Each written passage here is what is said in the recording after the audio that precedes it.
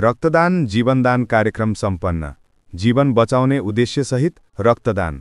भुटानी शरणार्थी बस्ती बेलदाङ्गीमा global foundation नेपालको आयोजनामा तथा बस्ती व्यवस्थापन समिति बेलदाङ्गी, भुटानी क्रिस्चियन सोसाइटी बेलदाङ्गी र सम्पूर्ण सिबिओजहरूको सह-आयोजनामा नेपाल रेड क्रस सोसाइटी दमकको सामोनयमा रक्तदान कार्यक्रम सम्पन्न भएको छ। कार्यक्रमको मुख्य नाराको रूपमा रक्तदान जीवनदान राखिएको थियो।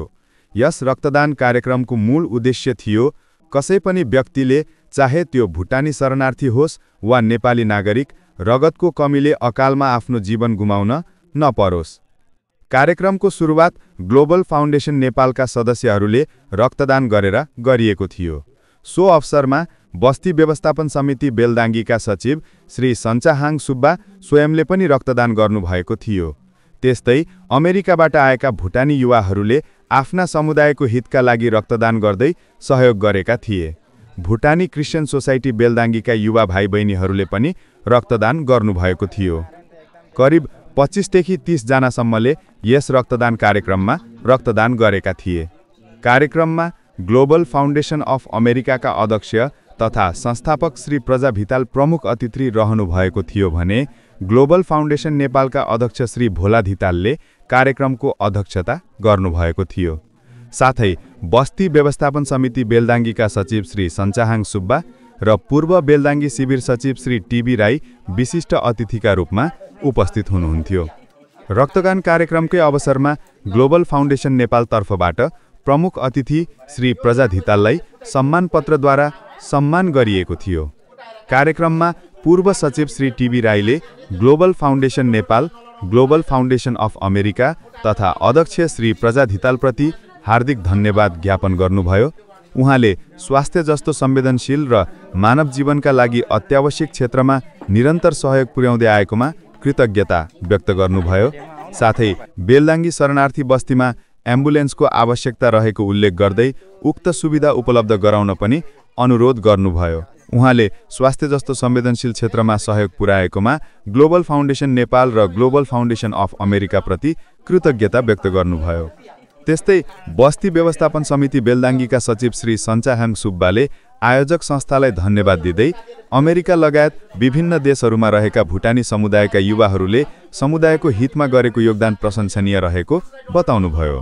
त्यो एउटा अर्थपूर्ण कार्यक्रमलाई खर्च दिनुहुने, खर्च दिँदै यो कार्यक्रमलाई विभिन्न झन्झटलाई पनि आफूले स्वीकार्दै यो कार्यक्रम आयोजना गर्नुहुने हाम्रा ग्लोबल फाउन्डेसन नेपाल र ग्लोबल फाउन्डेसन अमेरिका दुवै संस्थालाई भुटानी शरणार्थी व्यवस्थापन समिति बेलदाङ्गीको तर्फबाट म मुली धन्यवाद दिन चाहन्छु। आज हिजो केही वर्ष आफू शरणार्थी भएर यसै ठाउँमा बस्दै गर्दाखेरिको पीडालाई बिर्सिन नसके पछाडि यसलाई कसरी मलमपट्टि गर्न सक्छु अथवा हिजो मैले लिएको केही सापटीहरू कसरी तिर्न सक्छु भन्ने एउटा थ्योरी खोज्दै जाने क्रममा एउटा संस्था खोलेर केही समाजमा म त्यो जुन बेला जुन चटारो जुन अप्ठ्यारोमा थिएँ त्यो अप्ठ्यारोलाई सधैँ बस्नुहुने दाजुभाइलाई मैले केही गर्नुपर्छ भन्ने अठोटको साथ लिएर आज विभिन्न यस्तो शरणार्थी शिविरहरू जस्तोमा देश विदेशमा रहेको अन्य शरणार्थीहरू सँगसँगै आफूसँग निक्लिएको शरणार्थीहरूलाई सहयोग गर्नको निमित्त एउटा खुल्ला एउटा ठुलो छाती बनाउनु हुने हाम्रा प्रजा धिताल सरलाई म हृदयदेखि धन्यवाद दिन चाहन्छु, जसको कारणले गर्दा आज हामीले यहाँ स्वास्थ्य एउटा सेवा पाएको छौँ। भला यहाँ चाहिँ नेपाल सरकारबाट अहिले यो क्याम्पभित्र यस्तो सेवाहरू कुदिनु हुँदैन, हामीले तलतिर दमकसम्म दिएको छौँ, यहाँ परतिर दिएको छौँ भन्ने दुई चारवटा कुराहरू आउँछ। तर नेपाल सरकारले यो बुझिरहेको छैन कि युवा युवतीहरू तेस्रो देश पुनर्वास भइसके अनि वृद्ध अपङ्गा अशक्तहरू मात्र यस शिविरमा केही बढी सङ्ख्यामा छ भन्ने कुरा उहाँले त्यो बुझिरहनु भएको छैन कि जस्तो हामीले आभास गरेको छौँ। त्यसले गर्दा अब यसलाई हामी डायस्पोरा ग्रुपबाट यसरी एउटा मानवीय एउटा सेवाको एउटा कार्यक्रमहरू चल्छ भने त्यसलाई पनि नेपाल सरकारले स्वीकृति दिएर लिगल्ली त्यसलाई सञ्चालन गर्न दिए भने भोलि त्यो राम्रो हुँदै जान्छ, समाजलाई पनि राम्रो हुँदै जान्छ भन्ने एउटा म भन्न चाहन्छु र म नेपाल सरकारलाई त्यो पनि यहाँबाट रिक्वेस्ट गर्न चाहन्छु र म ग्लोबल फाउन्डेसन नेपालका अध्यक्षज्यूलाई पनि यो कुरामा तपाईँ पनि नेपाली नागरिक भएको हैसियतले तपाईँ आफैले पनि यो कुरालाई चाहिँ मनन गरेर आफ्नो संस्था यहाँ आज संस्थाले यहाँ शिविरवासीहरूलाई सेवा प्रदान गर्दै गर्दाखेरि यसलाई लिगलाइजेसनमा जाँदाखेरि राम्रो हुन्छ कि भन्ने ढङ्गले तपाईँले पनि अपिल गरिदिनुहुन्छ भन्ने पूर्ण विश्वासको साथ म ग्लोबल फाउन्डेसन नेपाल र ग्लोबल फाउन्डेसन अमेरिकालाई हृदयदेखि नै धन्यवाद भन्दै र त्यसरी त्योभन्दा धेरै धेरै धन्यवाद ब्लड डोनेसन गर्नको लागि कन्जुसाइ नगरिदिने हाम्रो युवाहरूलाई पनि म लट्स अफ थ्याङ्क्स भन्न चाहन्छु। तपाईँको ब्लड तपाईँमा मात्र सीमित रहेन, आज त्यो चाहिँ जसले जीवनको उसले आशा गरिरहेको थियो उसकोमा पनि पुग्नेछ अनि उसले जीवन दान पाउनेछ। त्यसले गर्दा यो दान गर्नको निमित्त कति पनि कन्जुसाइ नगर्नुहुने हाम्रो शिविरवासी युथहरूलाई, क्रिस्चियन सोसाइटीका युथहरूलाई र सबै साथीहरूलाई हृदयदेखि धन्यवाद भन्दै मेरो केही शब्द अन्त्य गर्न चाहन्छु। धन्यवाद।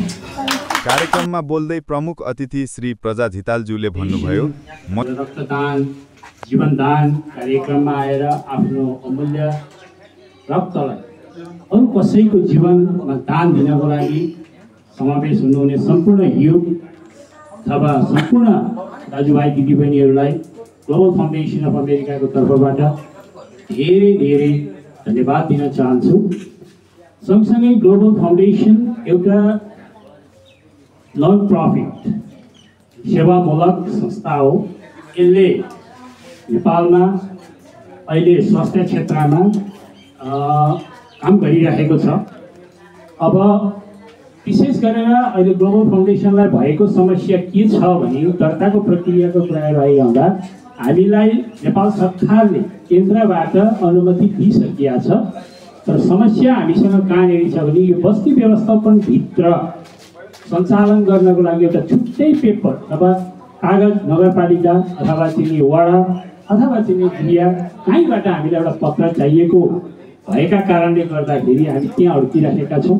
हामी एकदम नेपाल सरकार केन्द्रमा एकदम लिगली हामी दर्ता भइसकेका संस्था छौँ। त्यो भएपछि हामीलाई सिर्फ एउटा पत्र चाहियो हो कि यो शिविरभित्र चाहिँ नि दर्ता गर्नको लागि अनुमति चाहियो हो। सँगसँगै ग्लोबल फाउन्डेसन अफ नेपालले अहिले एकदमै तदारुकताका साथ कामहरू गरिरहेको छ। त्यो प्रक्रियामा तपाईँहरू ढुक्काउनुहोस् र विभिन्न निकायका अग्रजहरू जसले हामीलाई सहयोग गरिराख्नु भएको छ, जस्तै क्याम्प व्यवस्थापन समिति, पूर्व क्याम्प व्यवस्थापन समिति, एसिडिसी सबैजना चाहिँ अहिले एकदमै ग्लोबल फाउन्डेसन अफ नेपाललाई कसरी चाहिँ यहाँभित्र हामीले एउटा अनुमति पत्रै ल्याएर काम गरौँ भन्ने उसमा लागिराख्नु भएको छ। त्यसको लागि ग्लोबल फाउन्डेसन अफ अमेरिकाको तर्फबाट म धेरै धन्यवाद दिन चाहन्छु तपाईँहरूको योगदान। सँगसँगै यसलाई अहिले धेरै ध्यानमा राखेको छु, किनभने म हिजो यहीँबाट गएको जसरी अघि सचिव सरले भन्नुभयो, मैले धेरै ऋण लिएको छु। म यहाँ बस्दाखेरि मेरो धेरै ऋण छ। मलाई एडिटर्सले ऋण लगाएको छ, मलाई युएनएचसिआरले ऋण लगाएको छ, मलाई आमडाले ऋण लगाएको छ। होला मैले निःशुल्क पक्कै पाएँ, तर त्यो मेरो टाउकोमा ऋण हो, त्यसलाई मैले चुक्ता गर्नुपर्छ भन्ने उद्देश्यका साथ मैले यो स्वास्थ्य चौकी स्थापना गरेर यहाँनिर सुरु गरेर हो। सँगसँगै यसलाई एकदमै सानो तरिकाले जसरी टिभी सरले भन्नुभयो, उहाँको कार्यकालको बेलामा मैले इसिडिसीमा एउटा स्कुलमा आएको बेलामा त्यो बच्चाहरू लडे घाउ भयो, त्यसलाई कसरी चाहिँ हामी गर्न सक्छौँ भन्ने हिसाबले त्यहाँबाट सञ्चालन गरेको। अहिले गर्दै आउँदा हामी यो अवस्थासम्म आएका छौँ र यसलाई अझै हामी अलिकति ठुलो उसमा लान्छौँ। त्यो एकदम तपाईँहरू ढुक्काउनुहोस्। सँगसँगै टिभी सरले अघि एकदमै एउटा राम्रो कुरा गर्नुभयो, जुन चाहिँ हामीले हिजो मात्रै हाम्रो समितिको बैठक थियो दमकमा हामीले पारित गरिसकेका छौँ एम्बुलेन्सको कुरा। हामी एम्बुलेन्स यो ठ्याक्कै दर्ताको कम्प्लिटली भइसकेपछि यो आउने बित्तिकै हामीले एम्बुलेन्सको लागि तयारी छ। हामी त्यो एम्बुलेन्स ल्याउँछौँ, किनभने यो नै हामीले चाहिँ कम्प्लिट नसकिकन अगाडि ल्याउन सकेनौँ। त्यो हामीलाई एउटा आधार चाहियो। सँगसँगै भोलि 10:30 बजी हामी आम्रा हस्पिटलसँग पनि समन्वय कसरी गर्न सकिन्छ भनेर हामीले एपोइन्टमेन्ट बनाएका छौँ। हामी त्यहाँ पनि जान्छौँ म आएको बेलामा। सँगसँगै हामीसँग विकली डाक्टरहरू आइराख्नु भएको छ। अब यहाँ आउनुहुन्छ र यहाँनिर मैले देखेको, म आफैले देखेको एउटा अहिलेसम्म कसैले गुनासो गर्नुभएको छैन। त्यो गुनासो म आफैले देखेर मैले यहाँ हिजो अस्ति भनिसकेका छु, मैले डाक्टरसँग पनि सल्लाह गरिसकेका छु। यहाँनिर ठुलो समस्या भनेको ओबीको डाक्टर, महिला सम्बन्धीको डाक्टरको समस्या छ। कसैले पनि जानकारी, कसैले पनि गुनासो गर्नुभएको छैन। हाम्रो आमा दिदी बहिनीहरूलाई यी समस्याहरू छन् कि जुन चाहिँ छोरा मान्छेको डाक्टर जो हुनुहुन्छ उहाँलाई खोलेर बोल्न सक्नुहुन्न, भन्न सक्नुहुन्न। उहाँहरू समस्या छ, उहाँलाई दुखेको छ, उहाँलाई पीडा भएको छ, तर डाक्टर छन् छोरा मान्छे, उहाँले भन्न सक्नुहुन्न। त्यसको लागि पनि हामीले विदिन 2 महिनाभित्रमा एकजना महिला स्वयंसेविका यहाँनिर उपस्थित हुनुहुन्छ हप्ताको 2 दिनको लागि, जसमा विशेष गरेर महिला दिदीबहिनीहरूको समस्याको लागि। त्यो भएपछि हामीसँग मलाई लाग्छ पूर्णता हामीले पाउँछौँ क्लिनिकमा। त्यो पूर्णता पाइसकेपछि भनेको हामीलाई एकदमै सहज रूपले संस्थालाई चलाउन पनि सजिलो हुन्छ र क्लिनिक चलाउन पनि सजिलो हुन्छ। र भन्दै म 2 शब्द यही अन्त्य गर्न चाहन्छु। धन्यवाद। रक्तदान जस्तो मानवीय कार्य मार्फत भुटानी शरणार्थी समुदायमा स्वास्थ्य सचेतना फैलाउने उद्देश्यले गरिएको यो कार्यक्रमले समुदायमा सकारात्मक सन्देश पुर्याएको छ। यस्तै समाचार र जानकारीका लागि बेलदाङ्गी अनलाइन खबर फेसबुक पेजलाई फलो, साथै बेलदाङ्गी अनलाइन खबर युट्युब च्यानललाई सब्स्क्राइब गर्न नभुल्नुहोला।